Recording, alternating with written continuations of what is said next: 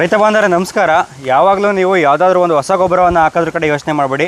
ನಿಮ್ಮ ತೋಟದಲ್ಲಿ ಈಗಾಗಲೇ ಇರುವಂಥ ಸಾಕಷ್ಟು ಗೊಬ್ಬರಗಳೇನಿದ್ದಾವೆ ಅದನ್ನು ಗಿಡಗಳಿಗೆ ಬೇಕಾಗಿರುವಂತಹ ರೂಪಕ್ಕೆ ಕನ್ವರ್ಟ್ ಮಾಡಿ, ಅಂದರೆ ಪರಿವರ್ತನೆಯನ್ನು ಮಾಡಿ ಗಿಡಗಳಿಗೆ ಸಿಗೋ ಥರ ನೋಡ್ಕೊಳ್ಳಿ. ನೀವು ಉದಾಹರಣೆಗೆ ಈಗ ನೀವು ಫಾಸ್ಫರಸ್ ಇರ್ಬೋದು, ಅಥವಾ ಜಿಂಕ್ ಇರ್ಬೋದು, ಅಥವಾ ಇನ್ಯಾವುದೇ ಒಂದು ಗೊಬ್ಬರ ಇರ್ಬೋದು.